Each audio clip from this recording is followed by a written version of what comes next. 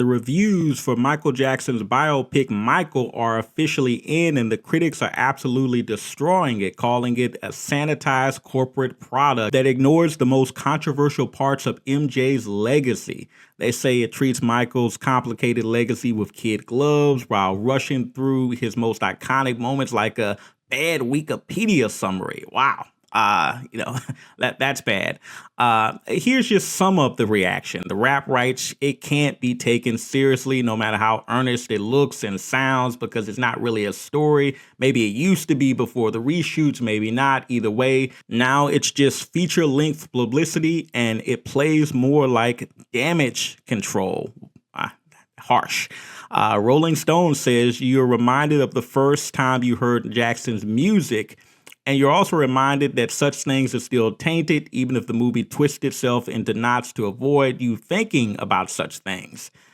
So they're not a fan. And finally, we have Variety that said, simply put, this is not a movie about Michael Jackson's dark side. Yet, the surprise of Michael is how well it plays and what an engrossing middle-of-the-road biopic it is. So Variety, somewhat positive. So not all bad, but overall, it's not great when you read a lot of these reviews. I mean, the consensus seems to be that while on a technical level, it seems to be solid.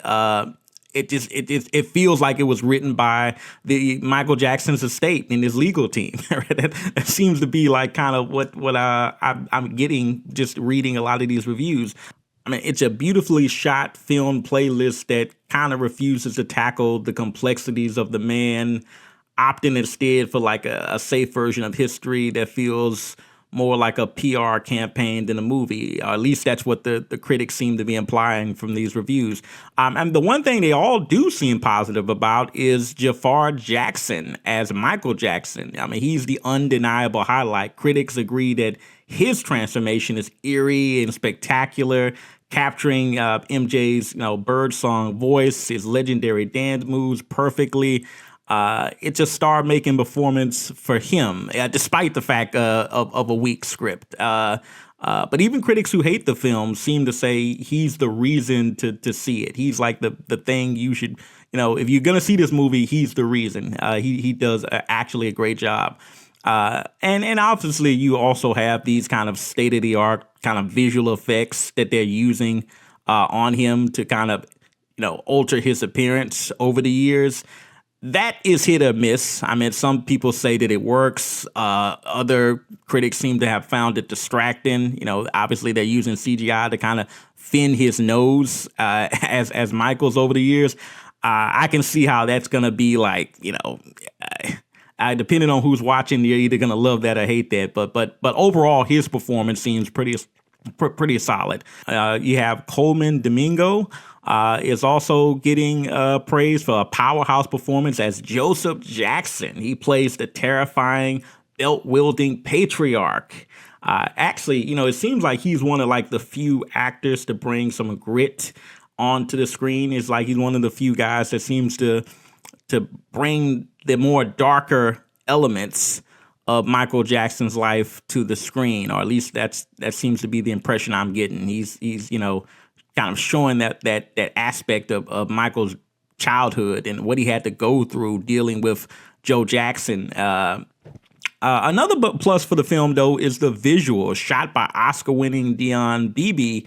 It has this kind of lush, kind of cinematic feel. It definitely looks better than your average biopic with a high budget, very glossy. It almost looks like an 80s kind of documentary in a way, when you're kind of seeing them kind of recreate these concert scenes. And you compare them to the original, scenes of Michael Jackson back then. It's like, it seems to be a pretty good recreation of that. So it's like purely from a visual level, and even obviously on a music level, we know that the film's gonna knock it out of the park. But it's like, yeah, that seems to be like the highlights of the movies.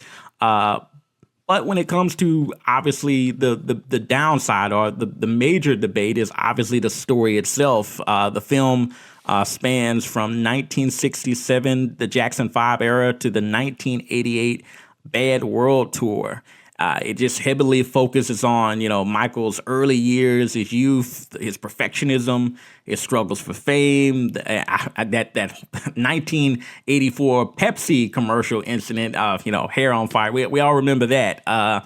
But the film reportedly removed all of the scenes regarding the 1993 allegation due to legal settlements leading to the movie. Now I obviously got critics kind of being branded as kind of sugar-coated.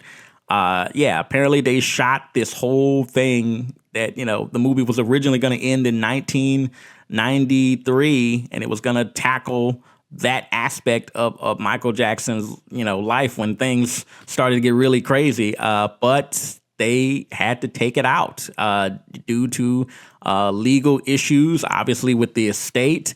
We can now see kind of how that's starting to affect the movie.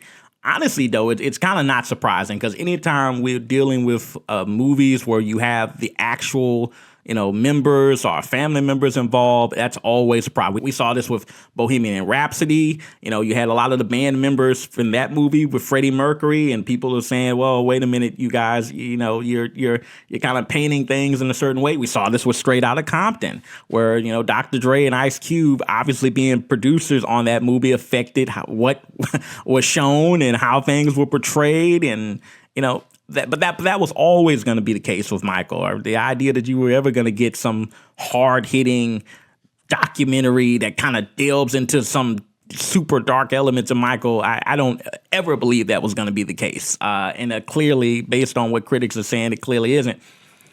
Now, Lionsgate is already hinting at a second film, which honestly feels like a blatant cash grab to avoid the conversation at a later date. It's like, yeah, we're gonna do a second film that kind of has all of these elements you critics want to see, that delves into that. But first, give us the money, right? Let's have this massive $1 billion hit, hopefully, based on how the movie is tracking. Let's do these massive numbers, and we promise you, we're going to come back the second time around, and we're going to give the audiences the second act of Michael's story. Now, look, if you believe that, I have a house to sell you. If this movie were to do well this time, I suspect Lionsgate's going to take the money and run, and there you go. But anyways, guys, what do you think? I really want to get your opinion on this. Do you think that, they can really tell Michael Jackson's story without mentioning any of the scandals? Or do you prefer a movie that gives you the whole truth, or at least much of the truth as possible? Or do you think that this film should just focus on Thriller, just to be like a regular concert movie? I really want to get you guys' opinions on this in the comments if you don't mind. And what do you think? Do you agree with the critics? Do you not agree with the critics? Let me know. Until then, I'm T-Rex, and I'm out.